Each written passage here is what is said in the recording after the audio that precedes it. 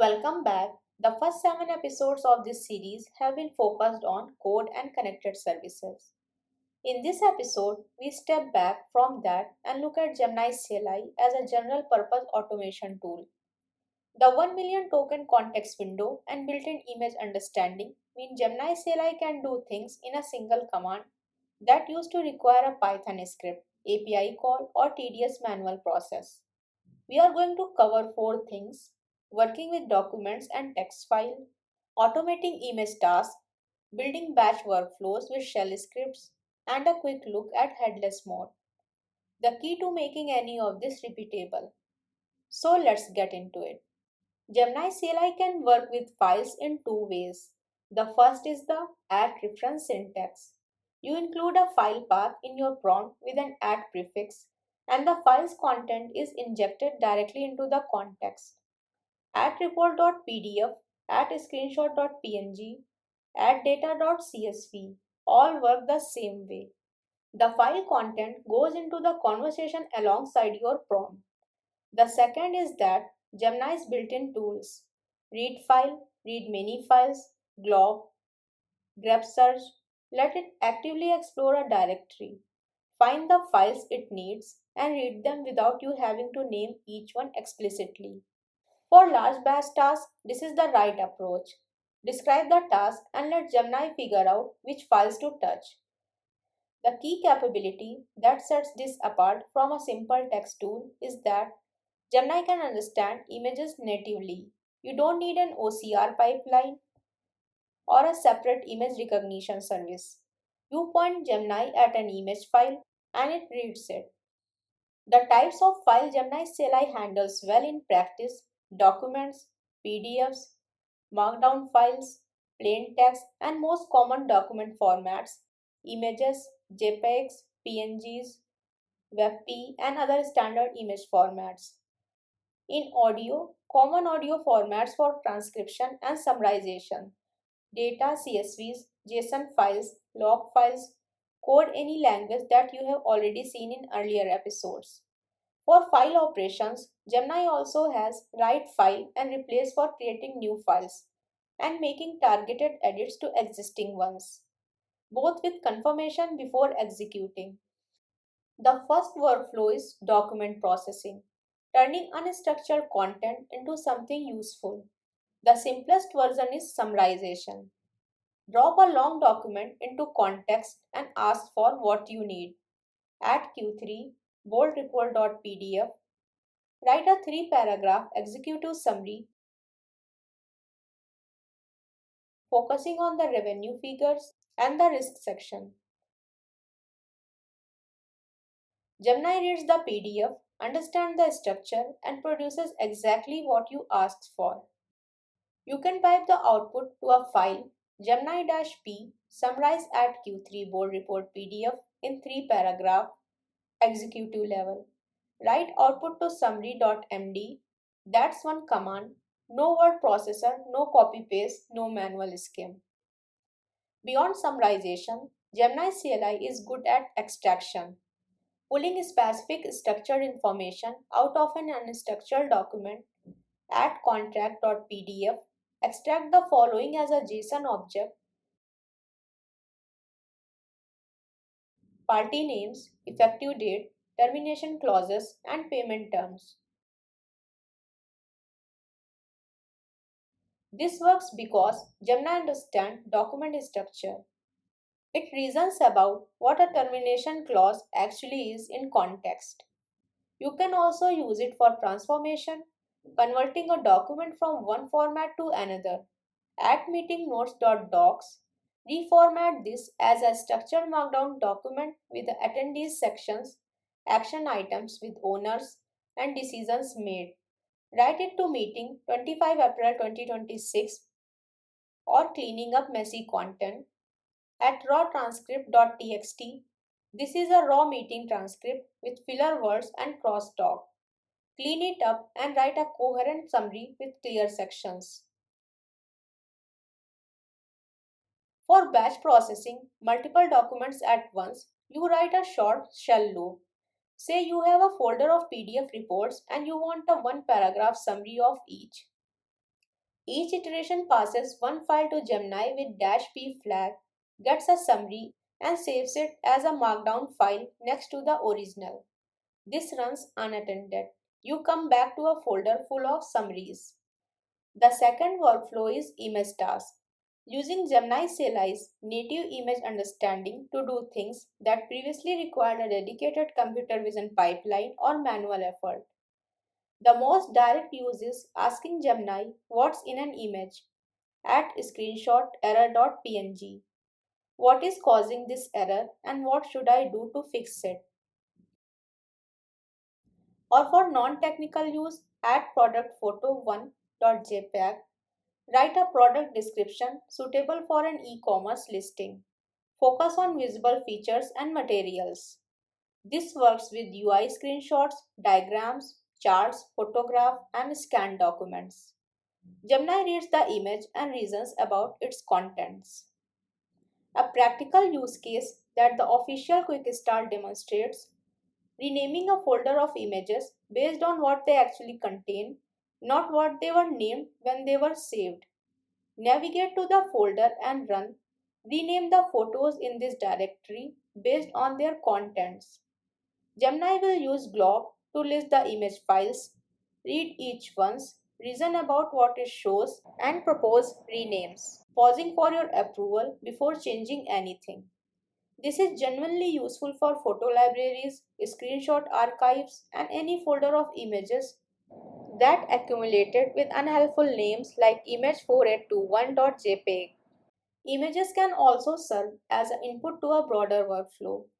At wireframe mockup.png, generate the HTML and CSS to implement this layout exactly. Use semantic HTML5 elements. Gemini reads the wireframe and produces the markup. Or whiteboard photo.jpg, transcribe all the text and diagrams visible here into a structured markdown document. For teams that work with physical whiteboards, this is a practical alternative to manual transcription. You can also combine images and text file in the same prompt. At datachart.png, at analysisnotes.txt, the chart shows our Q2 metrics and the notes are my initial analysis. Write a concise section for the quarterly report that synthesizes both. Everything we have covered so far can be used interactively in the Gemini CLI session. But the real power for automation comes from headless mode. Running Gemini CLI from a script or terminal without the interactive interface opening at all. Headless mode is triggered automatically in two situations: when Gemini CLI detects it is running in a non-TTY environment, a CI/CD pipeline, a Docker container, a cron job, or when you pass a prompt using the -p flag explicitly. In a non-TTY environment, it just works without any flags. For scripts and automation, the -p flag is the most reliable way to explicitly invoke headless mode. Gemini-P write a poem about TypeScript. This unconditionally bypasses the interactive session and exit with the response on stdout, regardless of whether you are running in a TTY or not. You will also see prompts passed as positional arguments, just the prompt after Gemini with no flag. Gemini write a poem about TypeScript. The important caveat with the stable release: positional arguments only trigger headless mode when the output is being piped or redirected. Run a positional argument in a plain terminal with no piping, and it opens the interactive session instead with the prompt pre-filled. The -p flag is officially deprecated in favor of positional arguments, and the docs are actively transitioning toward positional form as the standard. So positional arguments are the future direction. For now, -p remains a conservative, reliable choice for scripts, where you need guaranteed headless behavior regardless of TTY context. All the automation example in this episode use -p for that reason. You can pipe data into Gemini as standard input. Gemini reads standard input output as context alongside the prompt. Cat error.log, pipe Gemini -p, explain why this failed and suggest fixes. This is the pattern that makes Gemini CLI composable with the rest of your shell tools. Any command that produces output can feed into Gemini. Any Gemini response can feed into any command that accepts input. When you need Gemini output to be machine readable, to pass into another script, a database, or a tool like JQ, use the double dash output format JSON flag. The JSON output object has three fields: response for the model's final answer, stats for token uses, and latency matrix, and an optional error field with details if the request failed. To extract just the answer, Gemini double dash output format JSON. Return a raw JSON object with the author, title, and word count from @article.md. Pipe jq-r dot response. The stats field is useful if you are tracking token consumptions across a batch job. It breaks down uses per call so you can monitor cost and rate limit proximity. For streaming output, useful when monitoring a long running process or building a CI dashboard. Double dash output format streamed JSON produces new line delimited JSON events as they arrive. Each event has a type field. The key ones are init for session metadata, including the session ID and model, message for user and assistant response chunks as they stream, tool use and tool result for tool activity so you can see what Gemini is doing in real time, and result for the final aggregated outcome with statistics. This gives you a structure driven stream you can consume, filter, and route, not just a text blob at the end. Now let's look at how these pieces combine into practical workflows. The smart commit alias is one of the most immediately useful. Add this to your shell profile.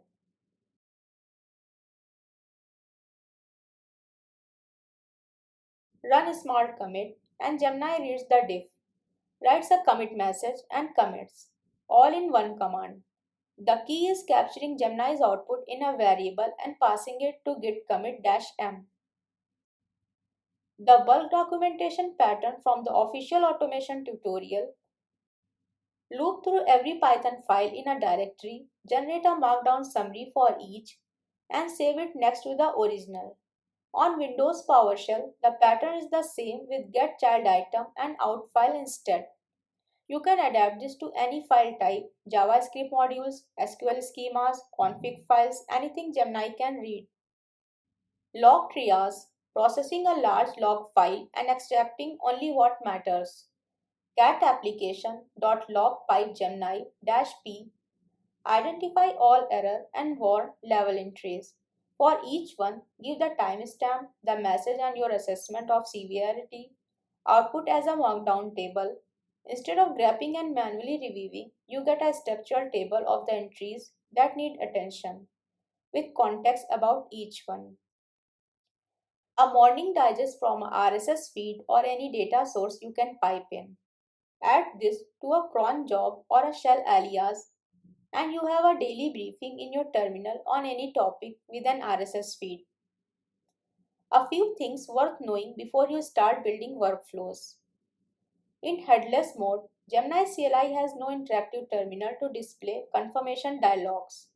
If Gemini reaches a step that would normally pause for approval, writing a file, running a shell command, the process will stall waiting for input that can never arrive.